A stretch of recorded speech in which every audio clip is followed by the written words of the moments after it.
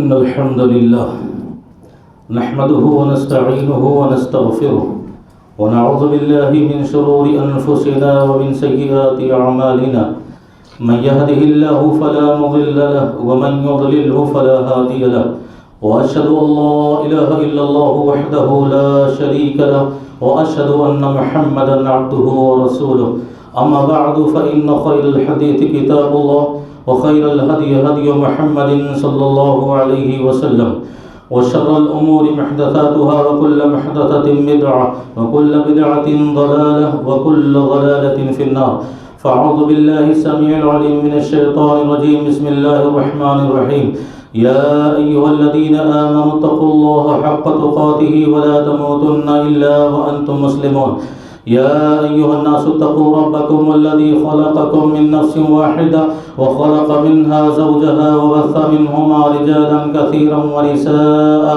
واتقوا الله الذي تساءلون به والأرحام إن الله كان عليكم رقيبا يا أيها الذين آمنوا اتقوا الله وقولوا قولا سديدا يصلح لكم أعمالكم ويغفر لكم ذنوبكم ومن يطع الله ورسوله فقد فاز فوزا عظيما وقال الله عز وجل بسم الله الرحمن الرحيم والذين جاءوا من بعدهم يقولون ربنا اغفر لنا ولإخواننا الذين سبقونا بالإيمان ولا تجعل في قلوبنا غلا للذين آمنوا ربنا إنك رؤوف رحيم۔ سب سے پہلے تمام قسم کی حمد و ثنا بڑائی کی بریائی اور بزرگی اس اللہ عز و جل کے لیے لائق و زیبا ہے جس نے ہمیں اور آپ کو اس دنیا میں پیدا فرمایا۔ بے شمار درود و سلام نازل ہو تمام نبیوں پیغمبروں اور رسولوں پر، خصوصاً تاجدار مکی و مدنی احمد مصطفیٰ محمد مصطفیٰ صلی اللہ علیہ وسلم پر۔ محترم حضرات، خطبہ مسنونہ کے بعد سورہ حشر کی جو آیت پڑھی گئی ہے، اس میں اللہ تبارک و تعالی نے مومنوں کی ایک صفت اور دعا کا تذکرہ کیا ہے کہ مومنین کہتے ہیں ربنا اغفر لنا، پروردگارا تو ہمیں معاف کر دے، ہمیں بخش دے، وَلِإِخْوَانِنَا الَّذِينَ سَبَقُونَ بِالْإِيمَانِ، اور ہمارے وہ مومنین بھائی جو ہم سے پہلے اس دنیا میں آئے، گزر گئے اور چلے گئے، اللہ تو ان کے بھی خطاؤں اور لغزشوں اور غلطیوں کو معاف فرما دے۔ وَلَا تَجْعَلْ فِي قُلُوبِنَا غِلًّا لِلَّذِينَ آمَنُوا، پروردگارا کسی بھی صاحب ایمان کے تعلق سے ہمارے دلوں کو بغض، حسد، کینہ اور کپٹ سے محفوظ رکھ۔ انک رؤوف الرحیم، پروردگار تو ترس کھانے والا، رحم کھانے والا ہے۔ حضرات، اس آیت میں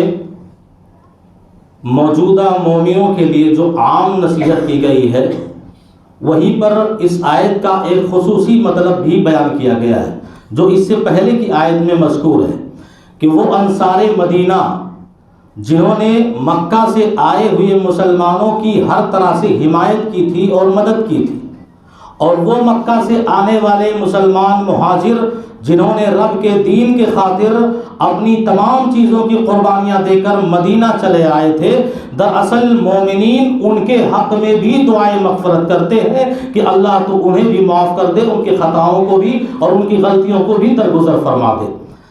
اسی آیت کی روشنی میں آج کے خطبہ جمعہ میں انشاءاللہ اہل بیت اور عظمت صحابہ کے تعلق سے کچھ باتیں میں آپ کے سامنے رکھنے کی کوشش کروں گا۔ اللہ سے دعا ہے کہ ہمیں کہنے سننے سے زیادہ عمل کی توفیق عطا فرمائے۔ دیکھیں، دنیا میں آنے والے تمام انبیاء جب وہ اپنے دعوتی مشن، دعوت و تبلیغ کے کام کو لے کر آگے بڑھے، باہر نکلے اور اللہ کے پیغام کو لوگوں تک پہنچانا چاہا، تو جہاں ان کے اپنے خود اچھے اخلاق و کردار تھے، جہاں ان کی اپنی کچھ خوبیاں تھیں اور جہاں ان کے اپنے کچھ کمالات تھے، جہاں ان کے اپنے اچھے کیریکٹر تھے، جہاں ان نبیوں کی خود اپنی قربانیاں تھیں، انہی کے ساتھ ساتھ ان کے گھر والے بھی ان کے سپورٹ میں رہتے تھے، ان کے ساتھ رہتے تھے۔ دنیا میں کوئی بھی شخص اگر کوئی کام کرنا چاہے اور اگر گھر والوں کا ساتھ رہے، گھر والوں کا، فیملی کا سپورٹ رہے، تو کتنا بھی مشکل کام ہو وہ آسان ہو جاتا ہے۔ خود پیارے نبی جناب محمد رسول اللہ صلی اللہ علیہ وسلم جب دعوت و تبلیغ کے مشن کو لے کر باہر نکلے، اللہ کے پیغام کو لوگوں تک پہنچانا چاہا تو آپ جانتے ہیں کہ جہاں آپ صلی اللہ علیہ وسلم نے تکلیفیں اٹھائیں وہیں آپ کے گھر والے بیوی بچوں نے بھی تکلیفیں اٹھائیں. جہاں آپ صلی اللہ علیہ وسلم خود بھوکے رہے وہیں آپ کے بیوی بچے بھی بھوکے رہے. جہاں آپ نے غم اور رنج اور دکھ اٹھائے وہیں پر آپ کے گھر والیوں نے اور بچے نے بیویوں نے بھی تکلیفیں اٹھائی. یہاں تک کہ آپ جانتے ہیں ایک بار خانہ کعبہ میں پیارے نبی صلی اللہ علیہ وسلم نماز پڑھ رہے تھے اور حالت سجدہ میں تھے. کم وقت ابو جہل نے اونٹ کی اوجھڑی لا کر پیٹھ پہ رکھ دیا اور اتنا وزن اوجھڑی ہوتا ہے کہ پیارے نبی صلی اللہ علیہ وسلم سر نہیں اٹھا پا رہے تھے. کسی نے جا کر بیٹی لخت جگر فاطمہ کو بتایا اور فاطمہ دوڑتے ہوئے آئیں, بہادری اور جرأت دکھاتے ہوئے دشمنوں کے سامنے اپنے ابا جان کے پیٹھ سے اونٹ کی اوجھڑی کو کسی طرح ہٹایا اور پھر آپ صلی اللہ علیہ وسلم کے سر کو اوپر کیا. اسی لیے کتاب و سنت میں آپ دیکھیں گے تو پیارے نبی صلی اللہ علیہ وسلم کے گھرانے والوں کو جن کو اہل بیت کہا جاتا ہے, اہل بیت کہا جاتا ہے, ان کے تعلق سے بے شمار فضیلتیں اور خصوصیتیں آئی ہوئی ہیں. اور اہل بیت کے سلسلے میں ہم اہل حدیثوں کا یہ عقیدہ بھی الحمدللہ ہے کہ نحن نحب رسول اہل بیت رسولنا, کہ ہم جناب محمد رسول اللہ صلی اللہ علیہ وسلم کے گھر والوں سے محبت کرنے کو اپنے ایمان کا حصہ سمجھتے ہیں. یہ تقاضے ایمان ہے. یہ کون ہے اہل بیت؟ نبی کے گھرانے والے کون ہیں اسے بھی جاننا ضروری ہے. دیکھو خاندان نبی کا بہت بڑا تھا لیکن اہل علم لکھتے ہیں کہ خاندان بنو ہاشم کا ہر وہ فرد جو ایمان لایا ہو وہ اہل بیت میں شامل ہے. اس لیے کہ خاندان بنو ہاشم میں بہت سارے لوگ ایمان نہیں لائے ہوئے تھے, ان کے لیے سخت وعیدیں آسمان سے آئی ہیں. مثال کے طور پر ابو لہب خاندان بنو ہاشم کا تھا, نبی کے رسول اللہ کا سگا چچا تھا, لیکن ایمان نہ لانے کی وجہ سے اس کے حق میں تباہی, بربادی اور نار جہنم میں داخل ہو جانے کی بشارتیں سنائی گئی. تبت یدا ابی لہب وتب ما اغنی عنہ مالہ وما کسب سیصلی نارا ذات لہب. یہ پوری سورت نازل ہوئی اس کی بربادی پر. تو اہل بیت میں پیارے نبی صلی اللہ علیہ وسلم نے ارشاد فرمایا, مسلم شریف کی روایت ہے کہ اللہ رب العزت نے اولاد اسماعیل سے کنانا کو منتخب کیا اور کنانا جو بہت سارے خاندان پہ مشتمل تھا اس میں اللہ نے قبیلہ قریش کو منتخب کیا. اور قریش میں جہاں بہت سارے خاندان تھے رب العزت نے اس میں بنو ہاشم کو چن لیا. اور بنو ہاشم میں بہت سارے لوگ تھے, بہت سارے افراد تھے, لیکن الحمدللہ اللہ نے مجھ کو رسول اور پیغمبر بنانے کی حیثیت سے چن لیا اور منتخب کر لیا. اسی طرح آپ صلی اللہ علیہ وسلم کی ازواج مطہرات بھی آپ کی اہل بیت میں ہیں, ان کا بھی شمار آپ کی بیویاں ہیں. گرچہ وہ خاندان بنو ہاشم سے نہیں تھی لیکن تھی وہ آپ کی بیویاں, اس لیے انہیں بھی اہل بیت میں شمار کیا جاتا ہے. یا اسی طرح آپ صلی اللہ علیہ وسلم کی خدمت کرنے والے وہ غلام, وہ نوکر جو صبح و شام آپ کی خدمت کیا کرتے تھے وہ بھی اہل بیت میں شامل ہے. مجھے یہ بات اس لیے کہنی پڑ رہی ہے کہ اہل تشیع شیعہ حضرات کے یہاں اہل بیت وہ صرف 5 لوگوں کو مانتے ہیں اور اسی کا نام وہ پنجتن پاک رکھتے ہیں. آپ ان کے محرابوں پہ دیکھیے, آپ ان کے پوسٹروں پر دیکھیے, آپ ان کے اشتہارات میں دیکھیے, صرف 5 لوگوں کو اہل بیت میں وہ شمار کرتے ہیں, باقی سارے لوگوں کو اہل بیت سے نکال دیتے ہیں. یہ سب سے بڑا جھوٹ ہے ان کا, اور وہ محمد صلی اللہ علیہ وسلم کا نام لکھتے ہیں, علی اور فاطمہ, حسن اور حسین, یہی وہ لوگ ہیں 5 جنہیں اہل بیت میں ان کا وہ شمار کرتے ہیں. حالانکہ پیارے نبی صلی اللہ علیہ وسلم نے عمومی طور پر اہل بیت اور اپنے گھر والوں کی فضیلت میں یہ حدیث بیان فرمائی. اپنے آخری ایام میں تھے, آخری دنوں میں تھے, اور آپ صلی اللہ علیہ وسلم نے اپنی امت کو نصیحت کرتے ہوئے فرمایا صحابہ کرام کو کہ ہو سکتا ہے اب یہ میرے آخری لمحات چل رہے ہوں اس لیے میں تو چلا جاؤں گا, لیکن 2 انمول نعمتیں تمہارے حوالے کر جاؤں گا, تو عظیم قیمتی تحفے تمہیں دے کر جاؤں گا. اگر ان 2 نعمتوں کی قدر اور عزت تم نے کی, اگر ان دونوں نعمتوں کا تم نے لحاظ رکھا, یقیناً تم کامیاب رہوگے, تم کبھی گمراہ نہیں ہوگے. پہلی چیز قرآن مجید ہے جس میں سنتیں بھی شامل ہیں, اور دوسری چیز اہل بیت کی محبت ہے. پیغمبر صلی اللہ علیہ وسلم نے فرمایا دیکھو اہل بیت سے ہمیشہ محبت کرتے رہنا, اہل بیت کے خلاف کبھی زبان درازی نہ کرنا, اہل بیت کے سلسلے میں اپنے دلوں میں کبھی بغض و حسد پیدا نہ ہونے دینا, ہر لمحہ میرے گھر والوں سے تم محبت کرنا. اور پھر انفرادی طور پر آپ جانتے ہیں کہ ایک بار حضرت علی رضی اللہ تعالیٰ عنہ جو اہل بیت میں سے ہیں, آپ نے فرمایا علی جو تم سے محبت کرے وہ مومن ہے اور جو تم سے نفرت کرے وہ منافق ہے.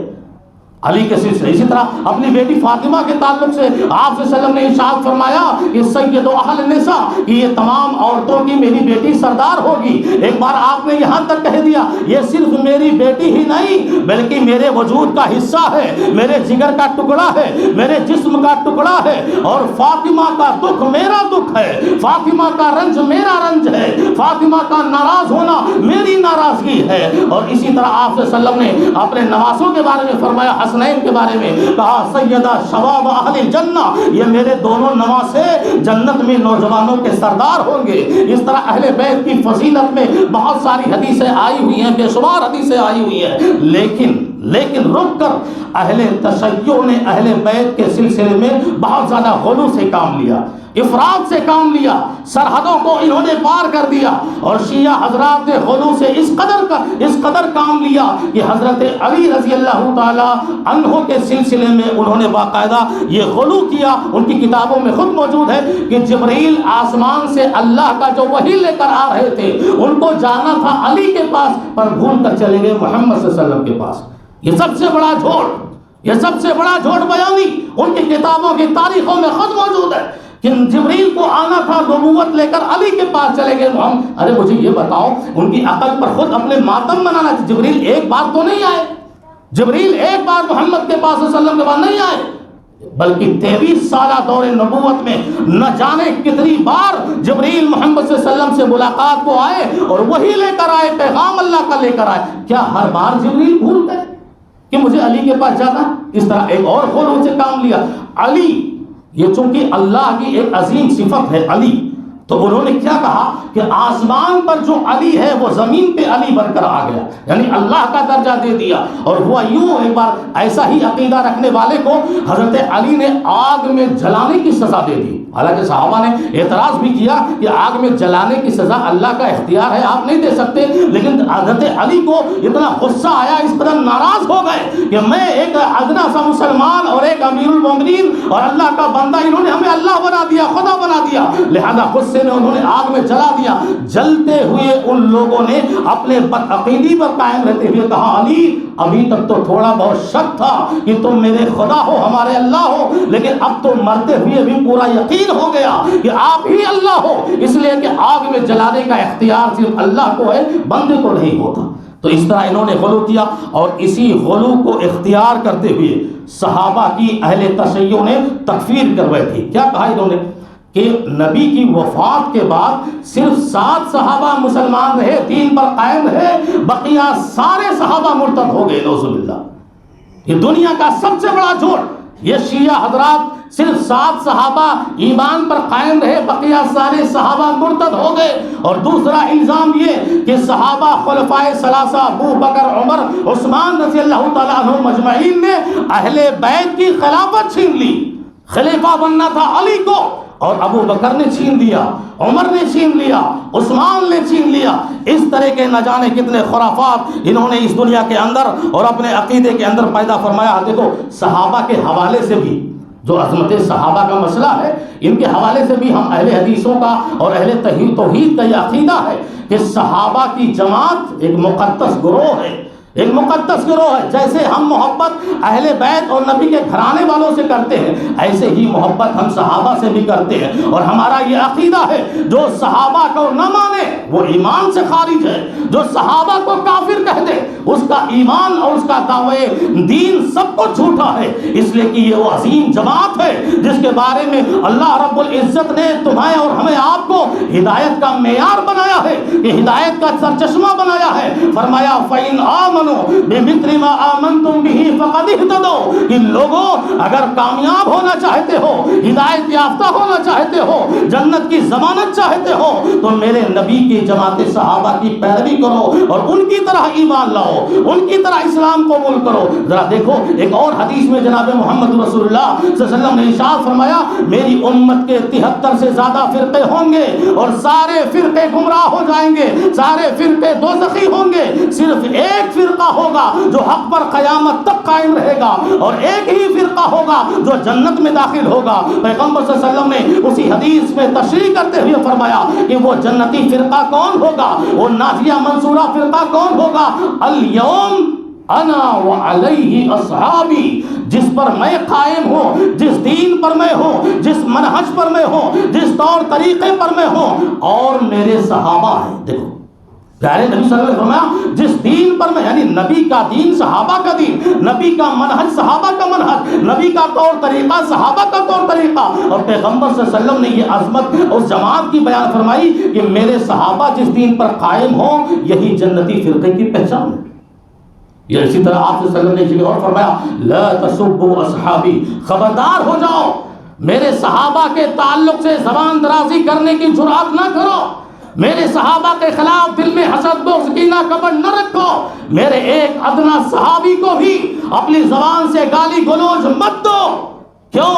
اگر تم احد پہاڑ کے برابر بھی سونا اللہ کی راہ میں خرچ کر ڈالو، احد پہاڑ بہت بڑا ہے، احد پہاڑ کے برابر سونا اللہ کی راہ میں خرچ کر دو، تو میرے وہ صحابہ میرے ساتھ رہ کر جو آدھا کلو 1 کلو غلے کو خیرات کیا تھا اس آدھے کلو کے اجر و ثواب کے برابر بھی تم نہیں پہنچ سکتے۔ اللہ، یہ وہ عظیم جماعت ہے، یہ وہ مقدس گروہ ہے جس کے سلسلے میں اللہ رب العزت نے رضامندی کا پیغام بھیج دیا، رضی اللہ عنہم ورضوا عنہ۔ کسی جماعت کے لیے یہ پیغام اور یہ سند اور یہ مارکشیٹ نہیں ملا کہ اللہ اس جماعت سے راضی ہو گیا اور صحابہ اللہ سے راضی ہو گئے۔ رضامندی، جبکہ صحابہ کے اوپر جب یہ رضامندی کی سند ملی تھی اس کے بعد بھی بہت سارے صحابہ بہت سالوں تک زندہ تھے، تو کیا اللہ کو یہ معلوم نہیں تھا کہ صحابہ بھی انسان اور بشر ہے، ان سے بھی خطائیں ہو سکتی ہیں، ان سے بھی غلطیاں ہو سکتی ہیں؟ معلوم تھا، اور بحیثیت انسان صحابہ کرام سے بھی خطائیں ہوئی، غلطیاں ہوئی، لیکن رب العزت نے ان کے سارے خطاؤں کو معاف کر دیا۔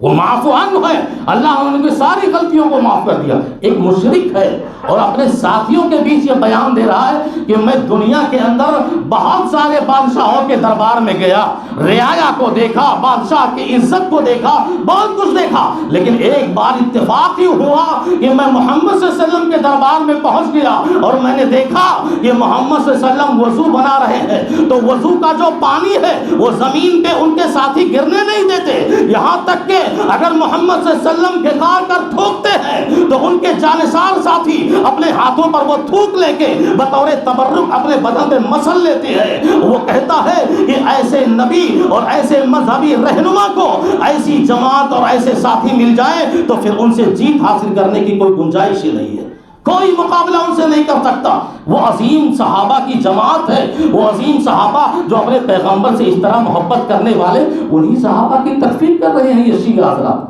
آپ دیکھتے ہیں، باقاعدہ سنتے ہوں گے یوٹیوب پہ کیسے کیسے بیانات ان کے جاری ہوتے ہیں اور سنائے جاتے ہیں۔ اسی طرح دیکھو ایک عظیم اور بہت بڑا الزام، جھوٹا، تاریخ کا یوں کہہ لیجئے کہ سب سے بڑا جھوٹا یہ بیان ہے۔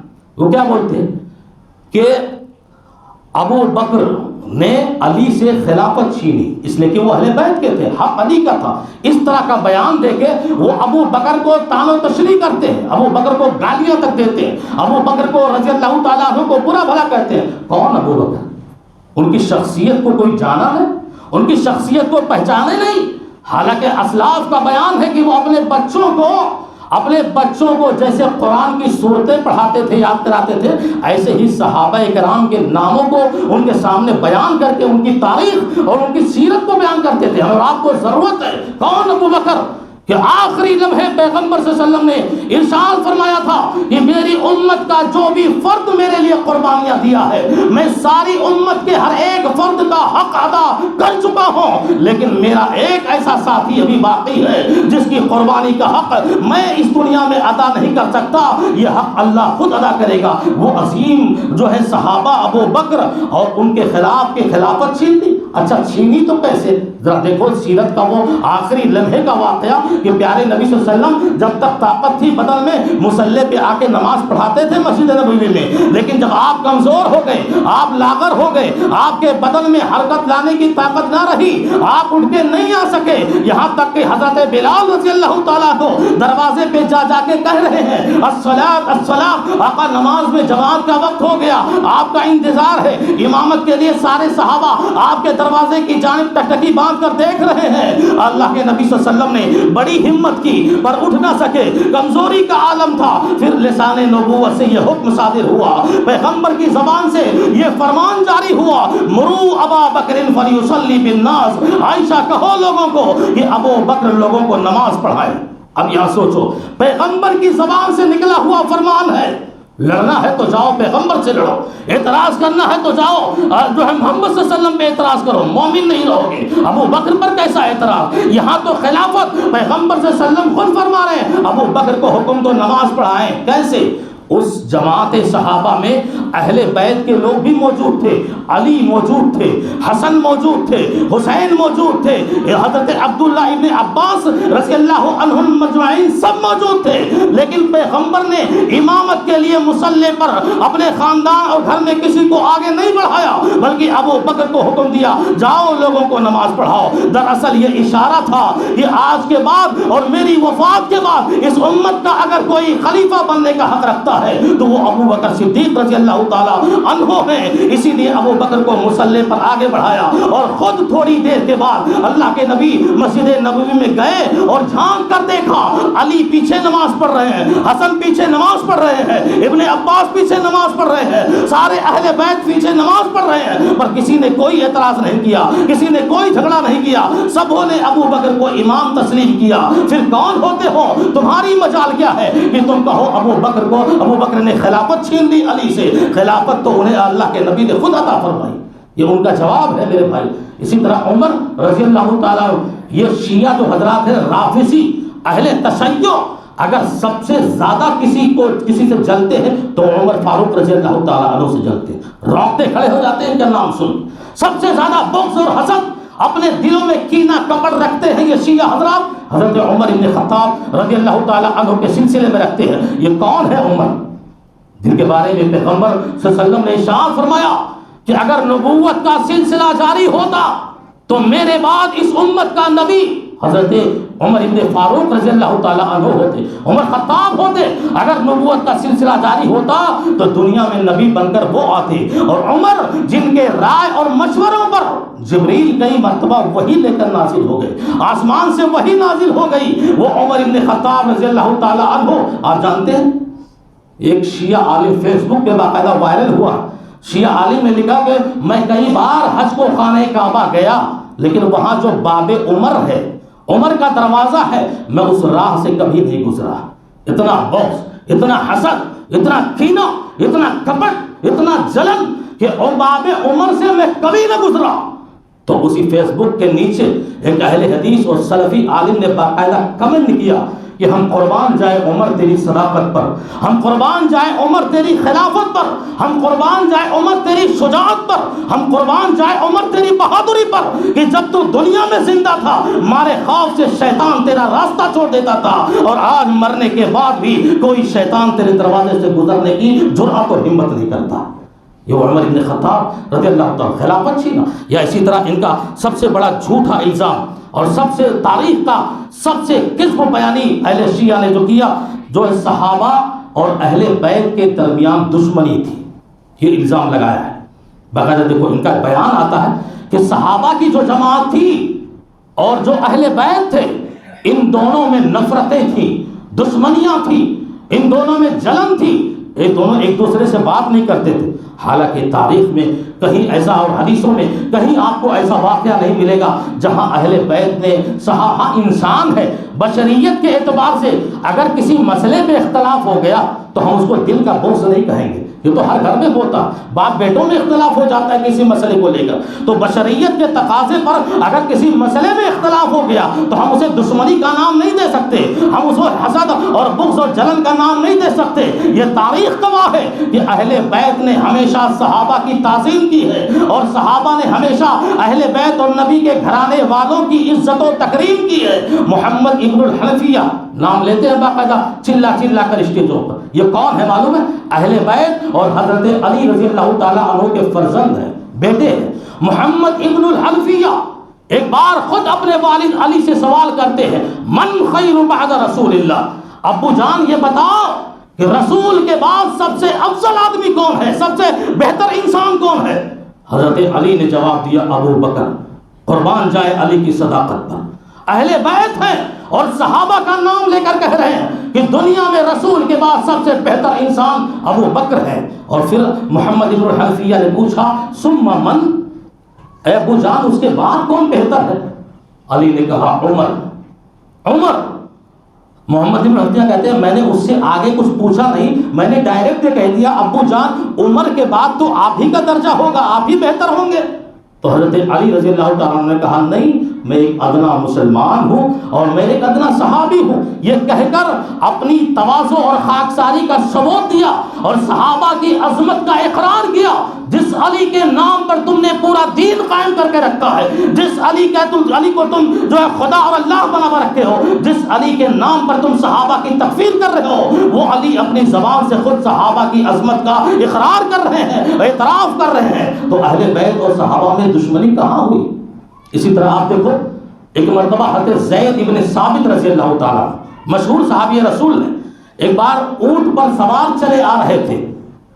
عبداللہ ابن عباس جو اہل بیت کے ہیں، صحابی اونٹ پر سوار ہو کے آ رہے ہیں، اور عبداللہ ابن عباس جو اہل بیت کے ہیں جب انہوں نے دیکھا دوڑ کر گئے اور اونٹ کی نکیل کو تھام لیا. اب ذرا پوچھو ان سے کہ اونٹ کی نکیل کون تھامتا ہے؟ جو نوکر ہوتا ہے، جو خادم ہوتا ہے. عبداللہ ابن عباس نے جیسے ہی نکیل پکڑی، زید ابن ثابت رضی اللہ تعالیٰ عنہ نے کہا عبداللہ نکیل چھوڑ دو، یہ خادموں والا کام نہ کرو، یہ اچھا نہیں لگتا. تو جانتے ہو اہل بیت کے ہیں عبداللہ ابن عباس، چچا کے بیٹے ہیں. انہوں نے جواب دیا کہ ہاکذا امرنا ان نفعل بعلمائنا، آپ جماعت صحابہ کے بہت بڑے عالم ہو اور عالم کی عزت کرنے کا ہمیں اسی طرح حکم دیا گیا ہے کہ ہم عالموں کی ایسے ہی قدر کریں، ایسے ہی عزت کریں. آپ چلیے میں آپ کو ساتھ لے کر چلتا ہوں. تو حضرت زید بن ثابت رضی اللہ تعالیٰ عنہ صحابی رسول تھے، انہوں نے کیا کیا معلوم؟ عبداللہ ابن عباس کے اس ہاتھ کو جس ہاتھ سے انہوں نے نکیل پکڑ کے رکھا تھا، اس ہاتھ کو لیا اور اپنے ہونٹوں سے بوسہ دیا اور چوم لیا. کہا ہاکذا امرنا ان نفعل باہل بیت رسولنا، کہ ہمیں بھی حکم دیا گیا ہے کہ ہم اپنے رسول کے گھر والوں سے ایسے ہی محبت کریں اور ایسے ہی الفت رکھیں اور ایسے ہی عزت کریں اور ایسے ہی ان سے شفقت رکھیں. دونوں نے حق ادا کر دیا. صحابہ نے اہل بیت کی عزت کی، اہل بیت نے صحابہ کی عزت کی. کہاں دشمنی ہے، کہاں نفرت ہے، کہاں بغض ہے، کہاں حسد اور کینہ کپٹ ہے؟ آپ مجھے بتاؤ اگر دشمنیاں ہوتی تو کوئی اپنی لڑکی دشمن کے گھر دے گا؟ آج بھی نہیں دے گا. اگر دشمنی دو خاندانوں میں ہو تو کیا شادیوں سے رشتہ بنائے گا اپنا بیٹا یا اپنی بیٹی؟ کوئی بھی اس کے حوالے کرے گا نہیں. پر صحابہ اور اہل بیت کے بیچ میں وہ رشتے نبی کی وفات کے بعد قائم ہوئے. نبی کی وفات کے بعد وہ رشتہ داریاں آئیں. حضرت عمر ابن خطاب رضی اللہ تعالی عنہ کی شادی حضرت علی کی بیٹی سے ہوئی. اللہ اکبر، داماد ہے علی کے. بتاؤ یہ رشتہ اہل بیت اور صحابہ کے بیچ میں قائم ہو رہا ہے، اور تم کہہ رہے ہو اہل بیت اور صحابہ میں دشمنیاں تھیں، نفرتیں تھیں، بغض تھا. حضرت حسن رضی اللہ تعالی عنہ کی ایک بیوی حضرت ابو بکر کی پوتی تھی. یہ رشتے قائم ہو رہے، اور خود اہل بیت کی وہ قربانیاں جسے تاریخ بھلا نہیں سکتی کہ وہ دور بھی آیا کہ جب امت دو دھڑوں میں بٹ گئی تھی، امتوں میں اختلاف ہو گیا تھا، جماعت مسلمان میں ایک دوسرے کو گلا کاٹنے پر لوگ تل آئے تھے. وہ موسم بھی آپ جانتے، جب علی کی شہادت ہوئی اس کے بعد خلیفہ حضرت حسن رضی اللہ تعالیٰ عنہ بنے. حسین کے بڑے بھائی حضرت حسن رضی اللہ تعالیٰ عنہ خلیفہ ہوئے، اور کتنے دنوں تک؟ 6 مہینوں تک تقریباً انہوں نے خلافت کی. لیکن جب دیکھا کہ آدھا گروہ میرے پاس ہے اور آدھا گروہ امیر معاویہ رضی اللہ تعالیٰ عنہ کے پاس ہے، اس طرح تو امت 2 دھڑوں میں اور 2 حصوں میں بڑھ جائے گی، امت کی طاقت ختم ہو جائے گی.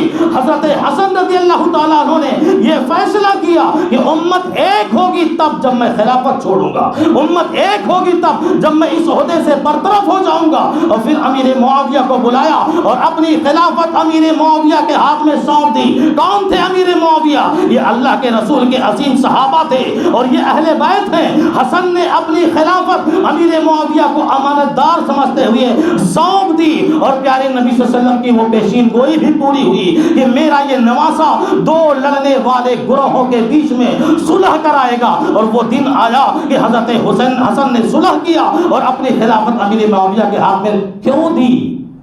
اہل بیت کے ہیں. جب صحابہ نے خلافت چھینی تھی تو یہ اپنی رضامندی سے خلافت امیر معاویہ صحابی رسول کے ہاتھ میں انہوں نے کیوں تھما دیا؟ اس لیے کہ وہ امانت دار سمجھتے تھے.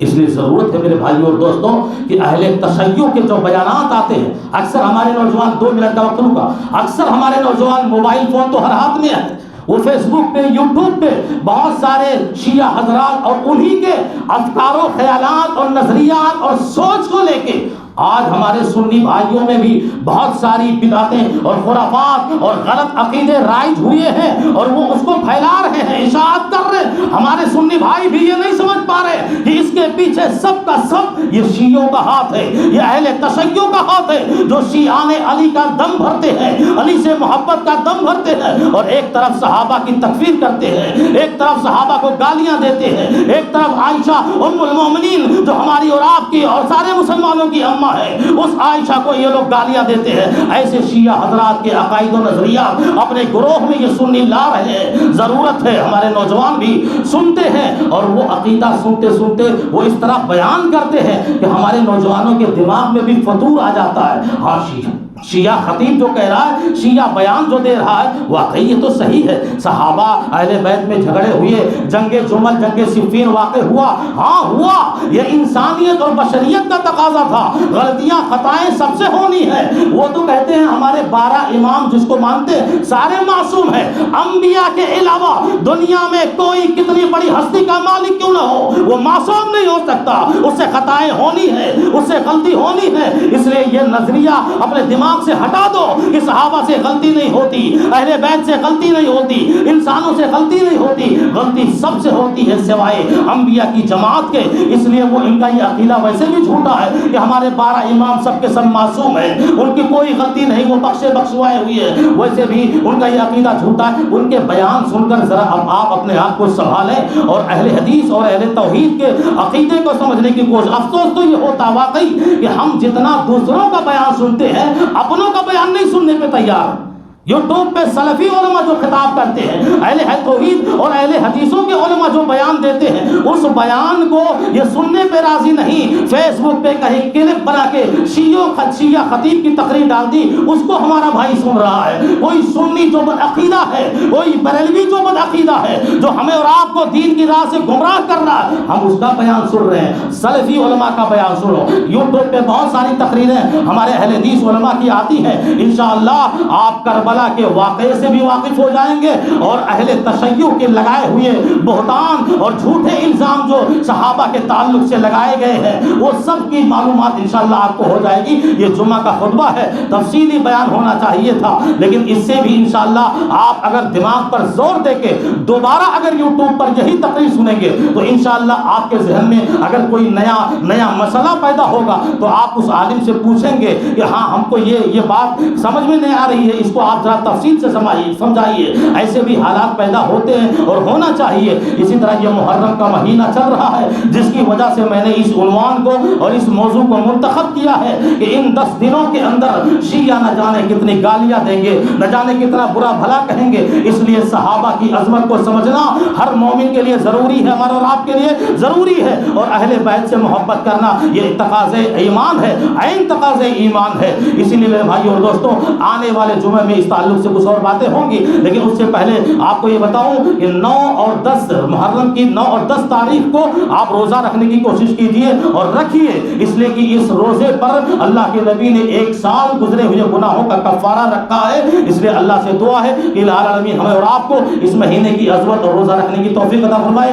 صحابہ کی عزت و احترام ہمارے دلوں میں اللہ رچائے اور بسائے. صحابہ کے خلاف ہمارے دل میں بغض و عناد سے اللہ محفوظ رکھے. اہل بیت سے ہمیں محبت کی توفیق دے اور محبت کرنے کی ہمیں جو ہے محبت کرنے کا سلیقہ سکھائے۔ اہل تشیع اور شیعہ کا یہ بدنما داغ اور الزام ہے کہ اہل بیت سے یہ لوگ محبت نہیں کرتے۔